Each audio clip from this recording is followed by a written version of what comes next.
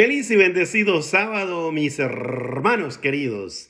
Hoy la liturgia nos trae, la posibilidad de iluminarnos con dos pequeños fragmentos, con dos versículos hermosos del libro de San Marcos, que es el Evangelio del día de hoy. O sea que es bien cortico, pero nos da también la posibilidad de analizar y ventilar lo que acontece ya en un segundo libro que iniciamos hoy.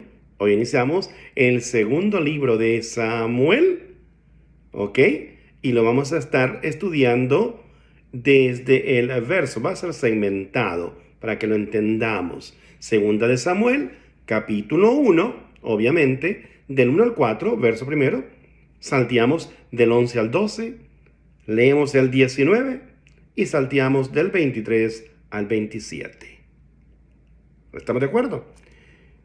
Nos da la posibilidad de que podamos hacer un pequeño resumen de lo que ya aconteció. Ya terminamos un libro completo, ¿eh? Primer libro de Samuel, lo hemos terminado. En sus orígenes, estos dos libros estaban unidos, le cuento, pero hoy los tenemos distribuidos. ¿Qué ha pasado en el primer libro de Samuel?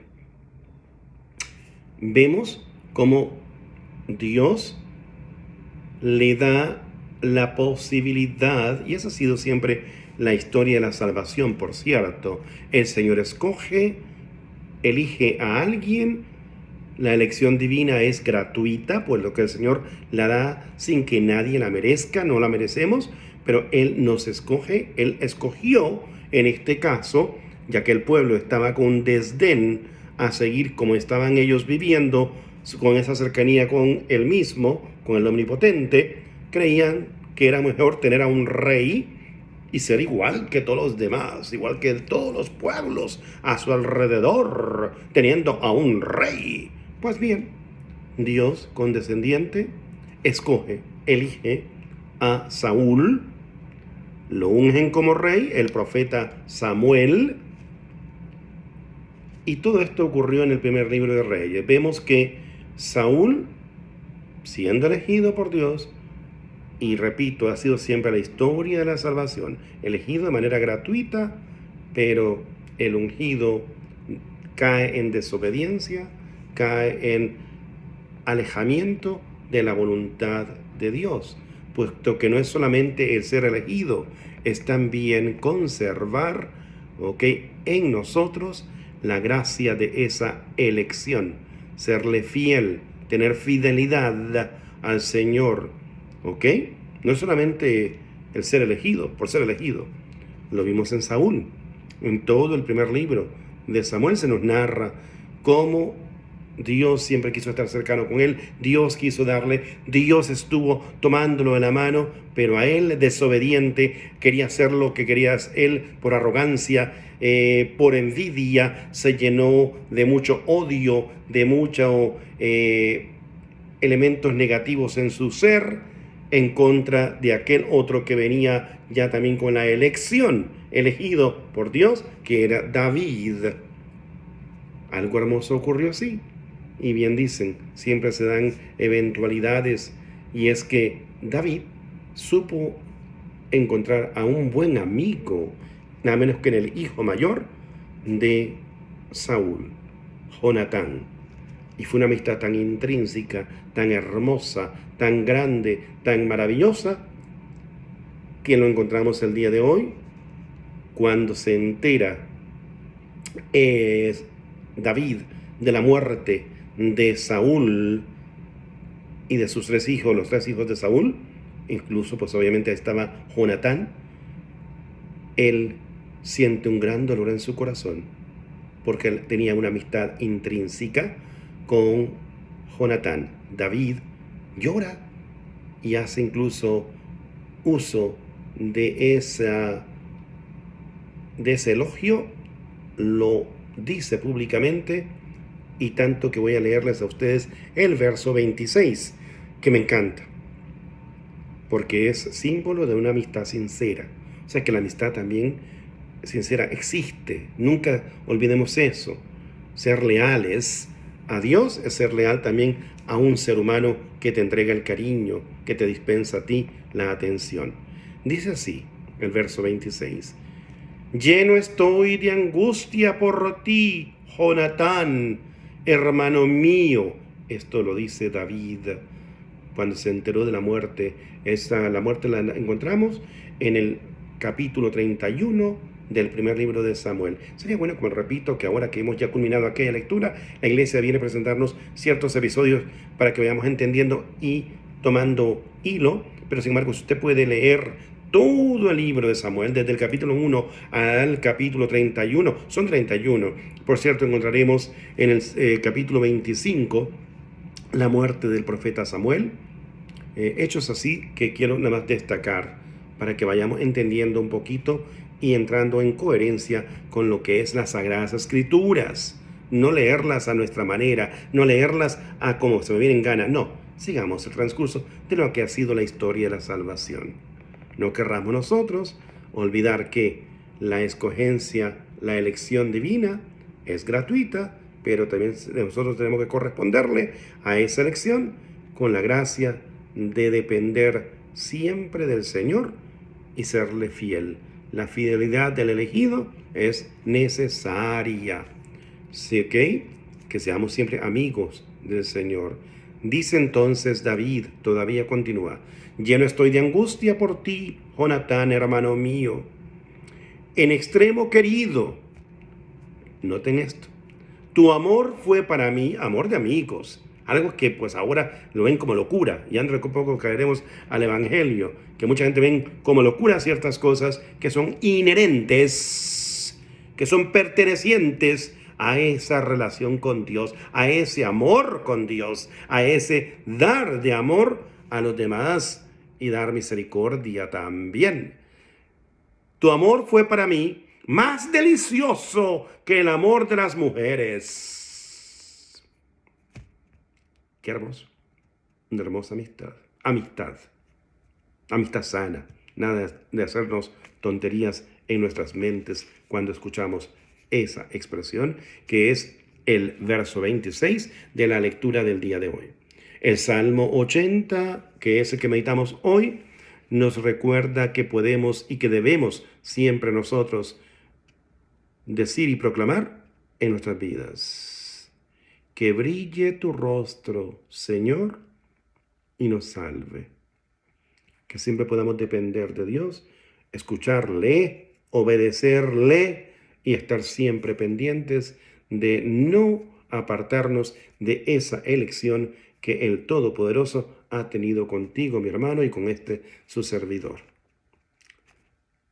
Caemos al Evangelio de hoy, San Marcos. Pequeño, pero bien sustancioso en las enseñanzas. Leemos. San Marcos repito, solamente 2 versos. San Marcos, capítulo 3, verso del 20 al 21.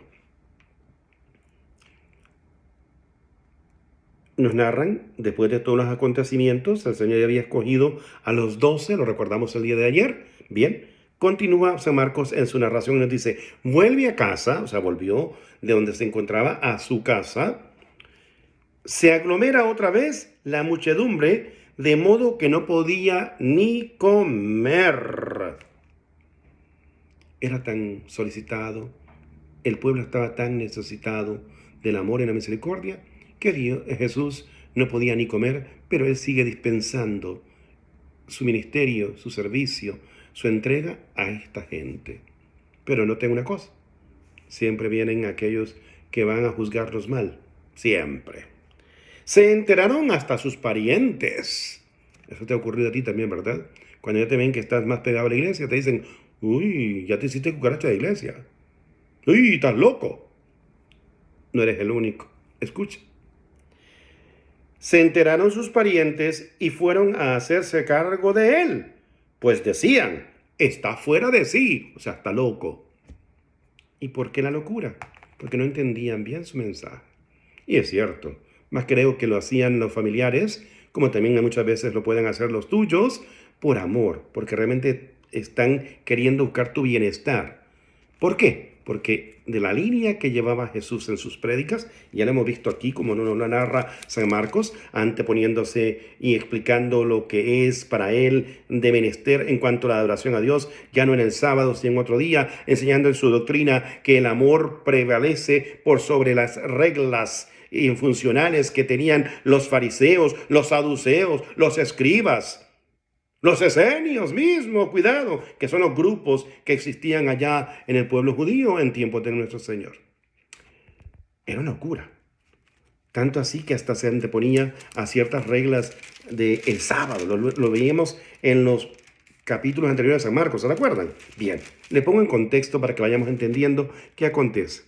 Bien, sí, tal vez lo miraban como algo absurdo, algo peligroso. Y por ese motivo es que se preocupan los parientes de nuestro Señor.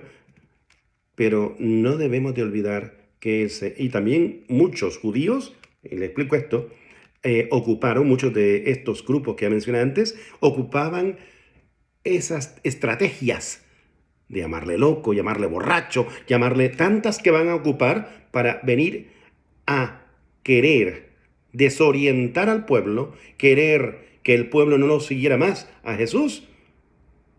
Y esta es una de ellas, llamarlo loco. Mi hermano, nunca desorientes, nunca pierdas la elección del Señor, nunca pierdas el seguimiento al Señor. Y seamos como San Pablo lo mencionaba, y tanto que lo voy a leer de último para que lo entendamos un poquito el mensaje de estas dos versos que nos presenta el día de hoy la liturgia a nosotros. Veamos. Me encanta cómo termina San Marco, cómo escribe San Marco esto que pudo él entenderlo perfectamente ya en la segunda epístola a los Corintios. Si quieren, busquémosla, hermanos preciosos. Segunda epístola a los Corintios, capítulo 5, verso del 13. Voy a leer del 13 al 17 por efectos del tiempo. Usted puede leerlo en casa. Vayamos entendiendo que la palabra de Dios fortifica si la hacemos lectura diaria.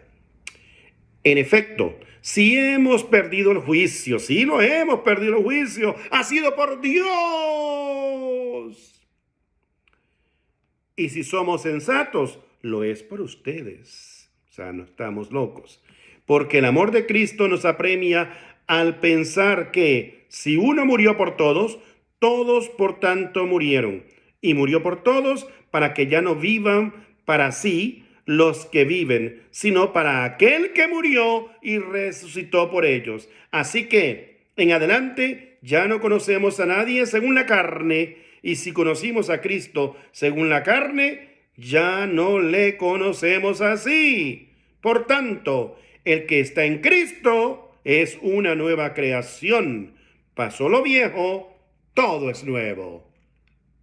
Amén. Estamos llamados a ser locos, sí, Señor, pero locos por el Señor. Amantes del Señor, seguidores del Señor, y por eso decimos todos: sea por siempre bendito y alabado el dulce nombre de Jesús, nuestro Señor y Salvador.